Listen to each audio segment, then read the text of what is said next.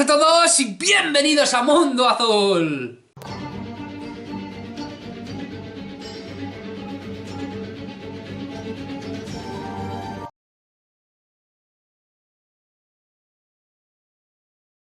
Bueno, pues ya estamos aquí un día más y hoy, amigos míos, traemos aquí en Mundo Azul lo que de alguna manera muchas veces me pedís: criptozoología, mitología, seres extraños, históricos, que se mezcle ahí un poco todo lo folclórico, todo lo misterioso, todas las criaturas que puedan de alguna manera tener que ver con el fenómeno ovni, con seres de otras dimensiones o simplemente criaturas de fantasía. Y hemos hablado de muchas ellas, hemos hablado de duendes, hemos hablado de seres extraños que aparecen, seres intermedios, bueno, de alguna u otra manera, muchas criaturas a las cuales, más o menos a nivel histórico, reflejan un mismo personaje, pero que hay pueblos y pueblos que los llaman de formas diferentes.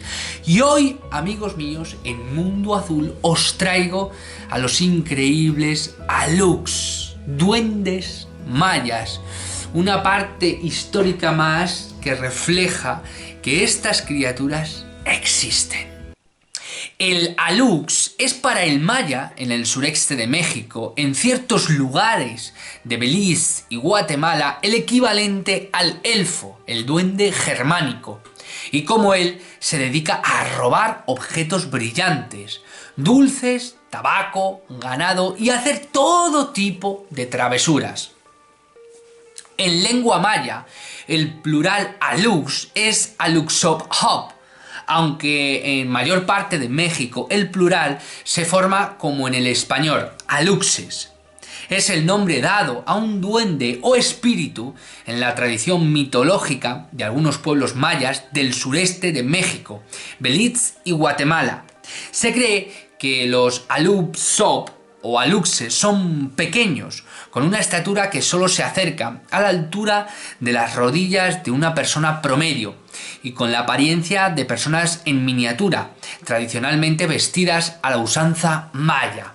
La tradición sostiene que los aluxes son invisibles generalmente, pero pueden asumir formas físicas con el propósito de comunicarse o espantar a los humanos, así como para congregarse entre ellos. Están asociados generalmente con lugares de la naturaleza tales como las selvas, las grutas, las piedras y los campos, pero también pueden ser engatusados a moverse hacia algún lugar por ofrendas. Su descripción y papel mitológico, como por ejemplo las artimallas que ellos juegan, son muy semejantes a las que tienen otras entidades míticas en otras culturas, como los leprecaur en la cultura celta o el chaneque totonac, que se dice que habitaba en los cenotes y grutas. Los aluxes también deben proteger el mundo subterráneo maya, el Xibalbá. Para ingresar a un bosque o santuario es necesario pedir permiso a los aluxes para evitar que sus mentes causen accidentes, enfermedades o incluso desastres naturales. Se dice que los aluxes protegen muchos pueblos y áreas mayas que todavía existen hasta el día de hoy. Cuenta la leyenda que si les construyes una casa pequeña, ellos cuidarán tu tierra por 7 años. Muchos creen que ellos ayudarán a crecer las cosechas, llamarán a las lluvias y protegerán tu tierra por la noche. Y esta es la historia de los aluxes. Parece corta, puede parecer, pero los aluxes tienen una cantidad de leyendas mitológicas brutales y lo más importante es que a día de hoy todos los pueblos relacionados o que de alguna manera son díscolos, conquistados por, etcétera, etcétera, o que toquen tangencial o troncalmente algo de la cultura maya, están inducidos o imbuidos con esta mitología de los aluxes. Pero como bien sabéis, no solo los aluxes pertenecen a los mayas, sino que de alguna manera son derivantes de otras culturas como la celta, como las culturas árabes semíticas, como las culturas turcas, como las culturas que tienen que ver con lo ruso, con lo chino. Hay espíritus del bosque, hay seres o criaturas, duendes, entidades mágicas que representan tanto morfológicamente, tanto a nivel de apelativo, tanto a nivel de caracteres antropomorfos que juegan, que hacen, que son más bien diablos, por ejemplo los jinns o por ejemplo los yunguiyá en las culturas norteamericanas, los nativos norteamericanos, y otra infinidad de culturas de ellas que yo, por ejemplo, tengo en un cuaderno aquí que llevo bastante tiempo estudiando, todo lo que son seres intermedios, etcétera, etcétera, o seres que de alguna manera... Este es mi cuaderno rojo donde yo los estudio. Tengo otros cuadernos rojos, quiero decir, no es porque sea rojo, pero que me refiero que lo estudio. El libro de Urantia habla de los seres intermedios, pero es que hay muchísimos nombres para referirse a este tipo de criaturas. Y ahora, por ejemplo, yo leo por aquí en la cultura semítica los daemons o los demons. Se habla de ellos en muchos lugares, o sea, no solo en la cultura semítica, pero están presentes, por ejemplo, en el mito de Hesiodo. También están, por ejemplo, los jinns en la cultura islámica. También, bueno, en la cultura islámica y en lo semítica también, porque en Mesopotamia también estaban presentes. Los Igigi en Mesopotamia. Todo lo que son los acadios, la cultura de Akkad, también hablaba de los Igigi, grandes ojos, que su terminología lingüística son grandes ojos o aquellos que observan.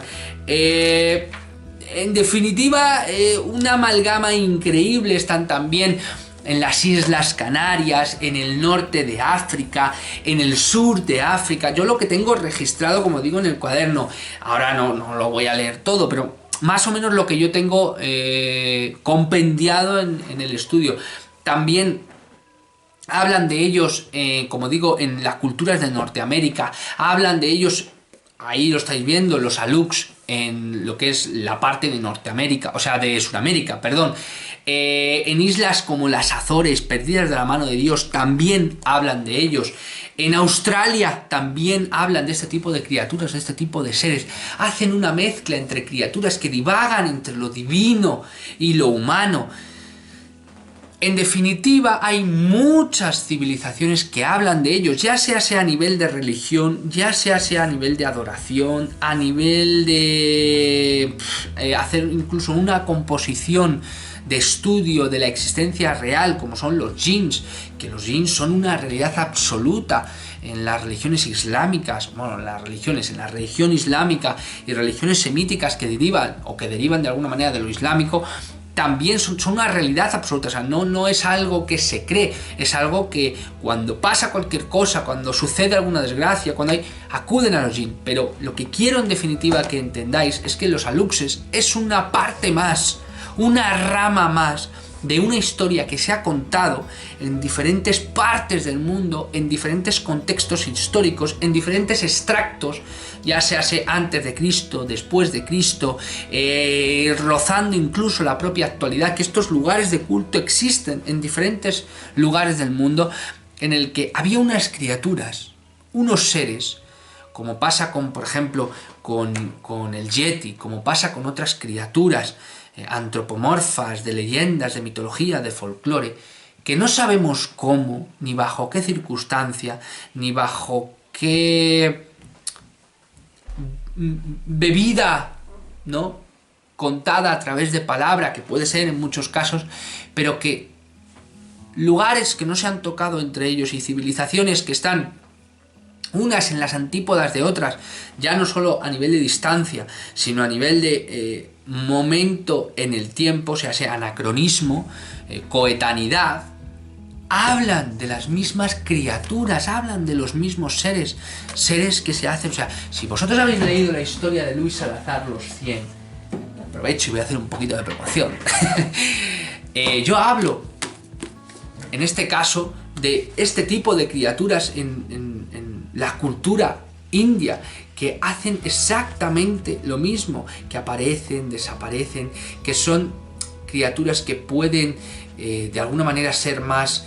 que tienen unos poderes, en definitiva, que tienen una serie de atributos que algunos los pintan como... Bueno, en el centro de América, en las llanuras del centro de América, hablan de la gente pequeña y están relacionadas con criaturas que están dentro de la Tierra, o sea que todas las historias esas se entroncan de una u otra manera entre ellas. Y en este caso yo, cuando hablo de los Cherokee,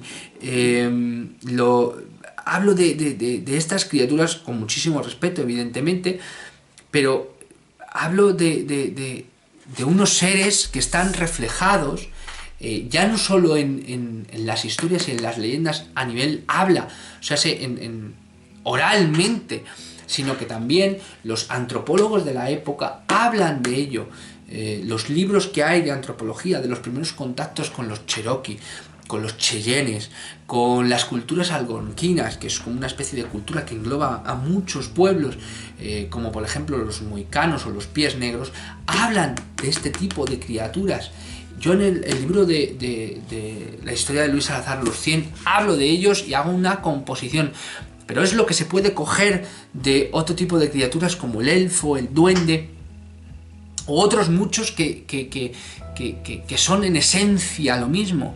Y ahora yo os pregunto, ¿los aluxes es una derivación de una fantasía de un pueblo o es una derivación de algo que pudo existir en su momento? No digo en qué momento ni bajo qué circunstancia, pero que pudo existir y que otros muchos pueblos han reflejado y han dicho exactamente lo mismo, incluso a veces con las mismas palabras, los mismos atributos, los mismos poderes o las mismas formas antropomórficas, y en definitiva la misma visión. Es curioso que muchos pueblos hablen de lo mismo, de las mismas criaturas, de los mismos seres que a veces ayudan, que a veces que están un poco apartados de la sociedad, que cabalgan entre lo humano y divino. Lo hemos hablado también en otros vídeos de Mundo Azul, cómo hablan de estas criaturas de forma reverencial, como si fueran casi divinos, como si fueran un peldaño más arriba del ser humano. Como digo yo, en la historia de Luis Salazar intento hacer un poco honor a estas historias desde el prisma de la cultura cherokee, por supuesto, pero los aluxes, en definitiva, son un punto más de lo que hemos hablado, son una arista más de un prisma que es muy grande, que tiene muchas caras. Los aluxes, amigos míos, los aluxes duendes mayas, no son ni más ni menos que otro apelativo más de unos seres, de unas criaturas que quién sabe si a día de hoy pueden seguir existiendo. Muchísimas gracias a todos, os presento aquí el vídeo de hoy, espero que os haya gustado, espero que os haya entusiasmado tanto como lo hace a mí, ya que reúne misterio, reúne mitología, folclore, reúne historia y reúne esas partes que a mí tanto me gustan de la investigación, porque lo veo en cualquier parte del mundo, lo veo en cualquier contexto histórico, lo veo desde un pueblo perdido de la mano de Dios en África hasta, igual que me pasa por ejemplo con la simbología, que lo comparten muchísimas partes del mundo y muchas de ellas no han tenido unión entre sí. ¿Cómo es posible? La magia del misterio, la magia de la investigación, la magia de lo imposible, que realmente es posible. Lo que pasa es que hay una historia ahí oculta que no nos han contado. Muchísimas gracias a todos, gracias por estar ahí y nos vemos en el próximo vídeo. Por favor, seguidme en mis redes sociales, Instagram, Facebook, en TikTok, como no, en la pestaña de comunidad de Mundo Azul y como no, también en Telegram, que tenemos ahí un grupo maravilloso, un grupo genial, una gran familia. Y también, si queréis pertenecer a parte de la membresía de YouTube de Mundo Azul, os lo agradeceré enormemente. Un abrazo fuertísimo a todos y nos vemos en el próximo vídeo.